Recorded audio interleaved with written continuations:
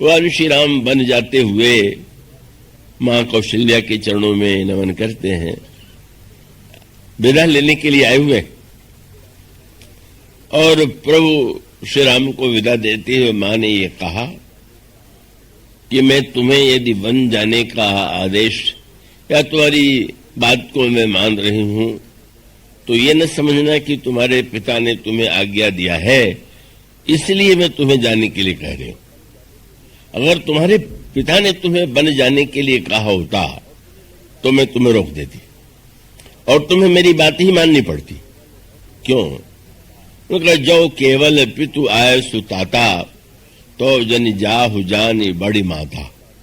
पिता की अपेक्षा माता का अधिक महत्व है और इसलिए तुम्हारे पिता ने आदेश दिया तो मैं माता के नाते उससे अधिक महत्व मेरी आज्ञा का, इसलिए बिल्कुल मैं उनकी आज्ञा के लिए तुम्हें वन नहीं जाने दे रही हूं। और दूसरा दृष्टांत परशुराम जी का, वो तो अत्यंत निर्दयता से भरा हुआ प्रतीत होता है, बड़ा ही कठोर प्रतीत होता है। वशिष्ठ ने उसी का दृष्टांत दे दिया। जब उन्होंने भरत जी से राज्य लेने की बात कही तो उन्होंने ये कहा कि परशुराम पितु आज्ञा राखी, मारी मात लोग सब साखी, लोग सब साखी। परशुराम जी महाराज के प्रसंग में यह बात आती है, महर्षि भगवान परशुराम के पिता महर्षि जमदग्नि हैं, बड़े उग्र स्वभाव के महात्मा थे। का उनकी पत्नी रेणुका जल लेने के लिए जाती हैं और वो वहां पर कुछ गंधर्व देवता जल में क्रीड़ा कर रहे थे। उस क्रीड़ा को देखने में थोड़े क्षणों के लिए विस्मृत हो गई और जल लाने में विलंब हो गया। विलंब से लौट करके जब वे आई और जमदग्नि जी ने पूछा कि तुम इतने विलंब से जल लेकर के क्यों आई, तो उन्होंने सरल भाव से बता दिया। जमदग्नि जी बड़े उग्र स्वभाव के थे और उन्होंने क्रोध में भर करके अपने पुत्रों को आदेश दिया, पहले बड़े पुत्र को आदेश दिया कि सिर काट लो रेणुका का। निर्दयता और कठोर दंड की पराकाष्ठा थी। अब जो जन जाहु जानी बड़े माता, अगर पिता से माता का स्थान बड़ा है यह सत्य है तो उन्हें कह देना चाहिए था कि नहीं आप पिता है, ये मेरी माता है, मैं तो नहीं। उन्होंने नहीं भी कर दिया, उनका मैं नहीं काटूंगा। क्या ऐसी बात हो गई कि जिसके लिए आप उनको इतनी कठोर दंड की बात कह रहे? उसके बाद उन्होंने दूसरे पुत्र से कहा, उसने भी नहीं कर दिया। मानो वे कह रहे पिता के नाते मेरी आज्ञा मानना तुम्हारा धर्म है, पर पुत्र कहता है नहीं ये कैसे धर्म है, हम इससे नहीं मानेंगे। तीसरे पुत्र ने भी अस्वीकार कर दिया।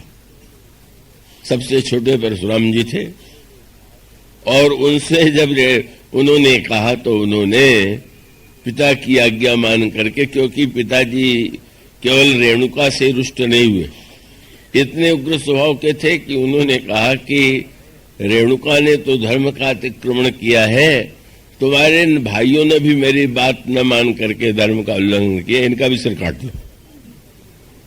ये धर्म ही का तो नाम था। वो मानते थे कि ये धर्म का जब आदेश में जा रहा हूं तो इसको मानना चाहिए। और परशुराम जी ने सचमुच सबका सिर काट लिया। यद्यपि उन्होंने मार्ग दूसरा निकाल ही लिया, लेकिन उस समय उन्होंने पिता की आज्ञा को पालनीय मान करके काट दिया। बड़े प्रसन्न हो गए जमदग्नि जी और जमदग्नि जी ने कहा कि मैं बड़ा प्रसन्न हूं, तुमने मेरी आज्ञाओं का पालन किया है, तुम कोई वरदान मांगो। तो उन्होंने ये कहा कि ये चारों जीवित हो जाए। चारों जीवित ही नहीं हुए, परशुराम जी ने ये भी कह दिया कि ये भी वरदान दीजिए कि इनको याद न रहे कि मैंने इनका सिर काटा, नहीं तो बाद में भी उनको ये रोष बना रहेगा कि अरे इसने हमारा सिर काट लिया। ये जो कथाएं बड़ी विलक्षण प्रकार की आती हैं पुराणों में, तो ये कथाओं का भंडार ही है और उन कथाओं में ऐसी विलक्षण सी बातें हैं कि जो व्यक्ति के अंतःकरण में बड़ी भ्रांति उत्पन्न कर सकती है। तो स्वाभाविक है धर्म को लेकर के जो विविध प्रकार की भगवान राम के समय में जो धर्म की व्याख्या थी और महाभारत काल में जो धर्म की व्याख्या थी, भिन्नता। और स्वयं भगवान श्री राम भी जब धर्म का उपदेश विविध प्रसंगों में देते हैं तो उनका उपदेश एक जैसा नहीं होता।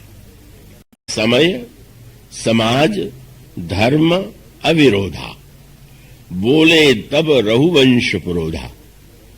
गुरु वशिष्ठ की जो वाणी है वो समय के अनुकूल है, समाज के अनुकूल है और धर्म के अनुकूल है। धर्म शब्द बीच में है और समय और समाज ये दोनों शब्द जो है दोनों ओर है। और इसका अभिप्राय है कि धर्म की व्याख्या करते हुए हमें समय का भी ध्यान रखना होगा और धर्म की व्याख्या करते हुए समाज का और उसके साथ साथ धर्म के संदर्भ में व्यक्ति का। तो ये जो तीन सूत्र है, समय काल का तत्व, समाज का और दूसरा जो संकेत है जब निधर्म कहते हैं तो मानो व्यक्ति का।